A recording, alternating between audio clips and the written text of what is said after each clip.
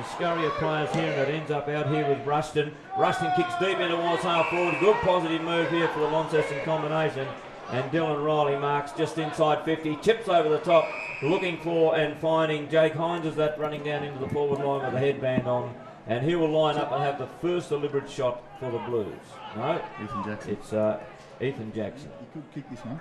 So Ethan Jackson almost on the boundary line. Very deliberate. None of this around the corner stuff. And he's put it straight through between the big major sticks.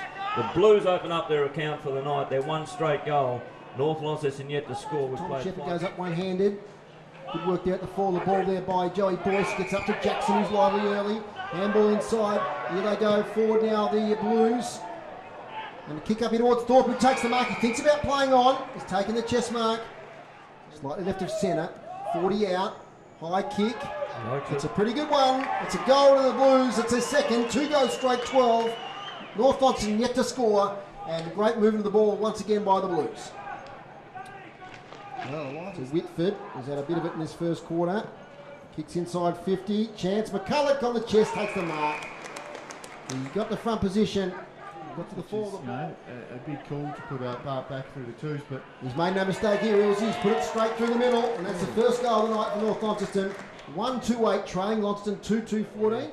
And a nice mark by Bo Sharman.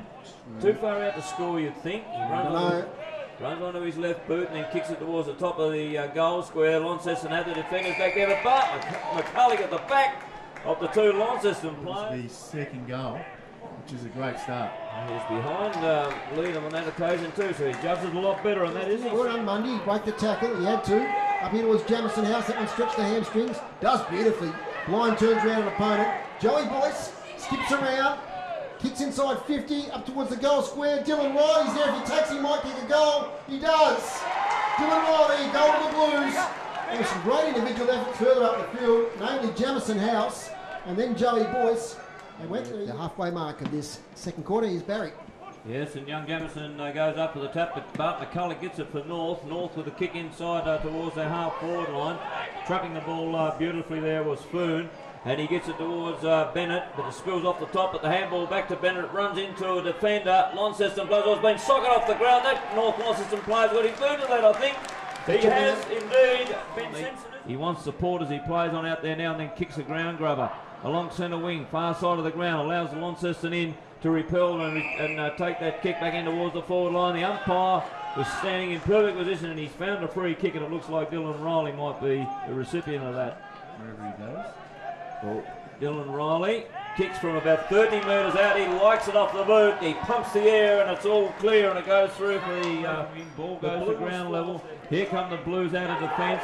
Quick chip onto House. House marks on half back. Eludes a player and then kicks long and deep into Dylan Riley. Riley runs onto the ball from 30 metres out. Kicks it along the ground. And the umpire says, that's your third goal, Mr. Dylan Riley. And the Blues stretch their lead. They'll go along to 5 goals, 6, 36. And North of 3. First grab, not the second. On the recovery does well. Gets it away, handball over the top from Killaree. Finds Hinds. Hinds lines up and drills it. Another one of the Blues. And Hinds is ecstatic there as he charges back to the centre of the ground. And good work from the Blues once again. Yep, and it's just Ponting with the free kick, and now he's rushed up to the man on the mark. It wasn't anywhere near the old occasion before. He's kicked the goal anyway, and North are 4 goals, 7. Covering the footy here in northern Tasmania. As House gets it down to Smith. Can he get a snap away? It does. It goes very high indeed. Chance for Thorp. He's marked it, is he? Yep. Umpire's paid it. In fact, it's Riley, beg your pardon. Dylan Riley charging out. Should convert. In he comes. He does convert, Dylan Riley.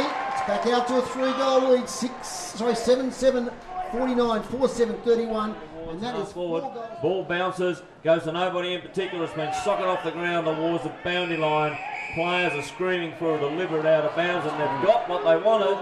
The umpire runs in from nowhere. And he says, yes, that was deliberate. Well, what can you do in the middle of a pack? Dakota Bannister will be the recipient of the free. He's right on 50. The distance was struggling, but it won't, you know. He has kicked the banana inside out and kicked a big sausage roll in the opening minute and a quarter of the final term. That's the one. Oh, yeah, sorry. Savage has got the ball and he's kicked it straight to Whitford, and Whitford's inside 50. Direct this one, and he comes, stutters a little bit, kicks right on 50. The ball will carry the distance and the accuracy. Goal umpire doesn't move.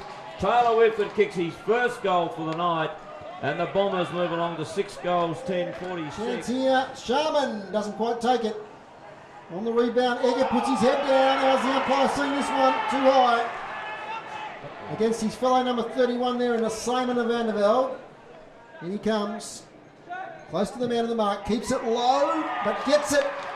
And the scores are level once again here at UTAS Stadium. 7 goals, 10-52 apiece. First goal of the night for Sharon Egger. To the top, brings it back in towards the corridor. And that's what they need to do. Get it down there and try and kick it going and stem the tide a little bit. The Campbell over the top though finds Ponting. He's been good in the second half. Chips it inside 50. Dakota Bannister runs onto it. The big fella traps it. Hooks it over the left shoulder. And kicks his second goal. 2 terrific goals in the final term by Dakota Bannister. That one he was running directly away from the goal. Snapped it over the right boot. And down. Handball over the top. Nobody's got a clear possession. The power from them. He's a good little terrier for Launceston all night. Gets it out wide to Killerley. He gets it on a little bit further, goes towards Shepherd. There's nothing down here for Launceston. Shepherd now eludes a player, kicks it back in towards Ruston. Little fella will mark. He put handball over the top here to Jackson. Jackson will run to the top of the goal square. The Blues are on the point.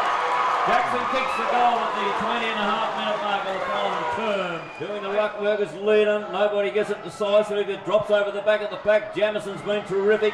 Kicks it with the left boot, but it goes straight towards Mark Walsh, who marks just outside 50. And this fella can kick a football. He could just about carry the journey from here with a bruise at his back. Sound. Bombers will win. Mark Walsh will kick from 55. He goes to the big barrel that goes off the side of the boot and over into the grandstand.